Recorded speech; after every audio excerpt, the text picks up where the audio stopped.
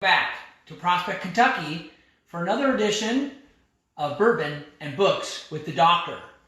I'm Dr. Andrew DeGruccio, orthopedic surgeon and amateur mixologist, and I welcome you back for tonight's edition of our cocktail. First, I'd like to start off by thanking those that have been viewing my videos.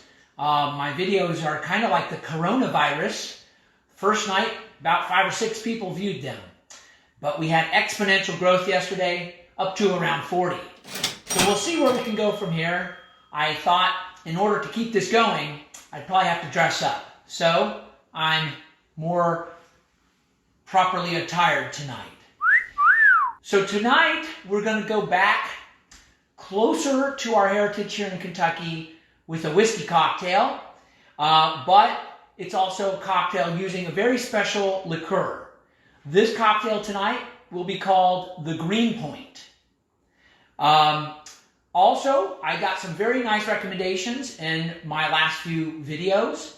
At least 2 people pointed out that I was using the lime squeezer incorrectly. I'll get that right next time. And I've been told to include the ingredients in the description on the YouTube videos, and I will be doing that from now on. In any case, tonight's Greenpoint cocktail, I will also call This One's for Mike. And that person will know why. The cocktail uses a liqueur called green Chartreuse. This is an unusual liqueur. You can't find it very easily in all the stores. And this is a $70 bottle of liqueur. What's important about this Chartreuse is that it dates back to the 1600s. And it's made out of 130 alpine herbs and ingredients by Carthusian monks in the Grenoble area of France. These monks have taken a vow of silence, so no one's going to steal their secret ingredients for their liqueur. So when we can, we like to use this in a cocktail. Now, if you're wondering what this kind of liqueur tastes like, what we'll do is we'll taste it together. And I'll give you my interpretation of what it tastes like. This is 110 proof liqueur. So let's see what it tastes like by itself. It kind of smells like scope, a little minty.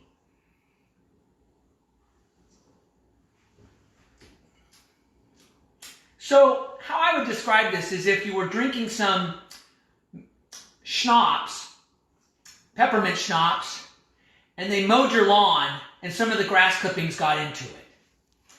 Kind of earthy, almost grassy, very umami is the proper term.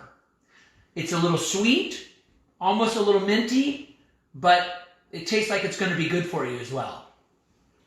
So in any case, let's go ahead and make our cocktail.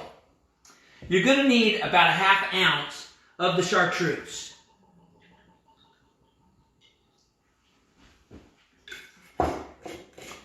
And we're going to have a nice dash of angostura bitters and orange bitters.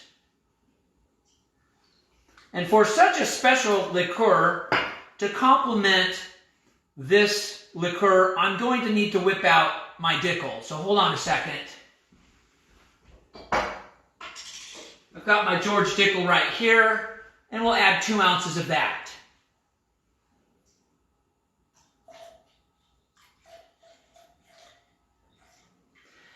George Dickel is a Tennessee whiskey. In Tennessee, they spell whiskey without an E at the end. It actually does follow all of the criteria for a bourbon, but Tennesseans are very proud of their whiskey, and therefore they don't necessarily call it bourbon.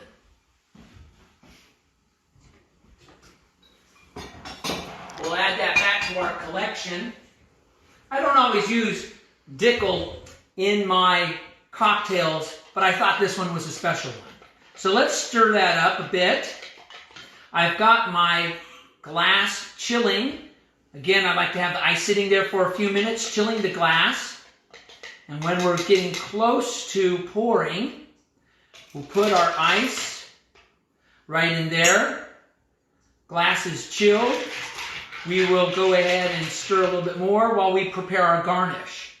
For this cocktail, we should have a lemon twist. So a lemon twist is done with this little doodad, getting a little peel here. Make it nice and long. Twist it as such and let that hang out. Let's give that a little bit more of a stir.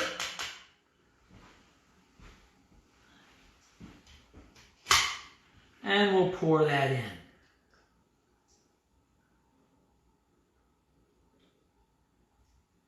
Now I'm going to be honest, I've never tasted this cocktail before. So, I'm going to taste it for you right now. The Greenpoint.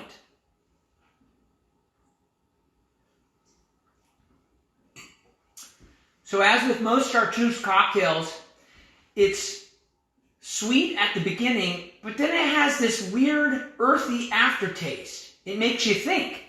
And it's definitely a sipping cocktail, and it's different. And if you order this in a restaurant or a bar, the bartender's going to look over at you and go, that person knows their cocktails. Now, the next step is our book for tonight. On recommendation from my wife, I've picked for us The Cry in the Covenant, a book that may not be in press anymore, but is very appropriate for today's times with the coronavirus. And it also happens to be that Ignaz Semmelweis, who is the subject of this book, was passed away in March 20th of 1847. And he is the man that in medicine discovered that it might be smart to wash your hands in between examining and taking care of women that were giving birth in the hospital. The rate of childbirth sepsis in the 1840s was so astronomical that a large percentage of women died after childbirth. It was Ignaz Semmelweis who discovered that the problem was they were contaminating each of these women by not washing their hands and cleaning their gowns. He instituted the policies to wash hands in between patients and to keep the wards clean, clean the sheets, clean the jackets that the doctors wore, and he reduced the sepsis rate substantially. Unfortunately, the medical community completely rejected all of his research and all of his ideas. He died in an insane asylum of sepsis because the theory was that he may have been, cut himself with a dirty scalpel to prove his point. He died, and over 100 years later, they finally accepted his ideas of hand washing to prevent sepsis. When germ theory finally came around, everyone went back and took his articles out and his research and said, oh my gosh, he was right. So yesterday we referred to a book that talked about predatory pricing in medicine and how things have gone so wrong. And this book will point out that medicine, as we know it, is still a science that's in its infancy, that is very slow to react and isn't always as right as we would want it to be. So in any case, that concludes tonight's version of Bourbon and Books with the Doctor. Remember, go to my YouTube channel, watch the whole video, like it, leave comments, suggestions, recommendations. If I've made any mistakes, please point them out again. I'll improve them the next time. Subscribe to the channel. Be safe out there. Stay quarantined, and we'll get through this coronavirus together. Have a good night.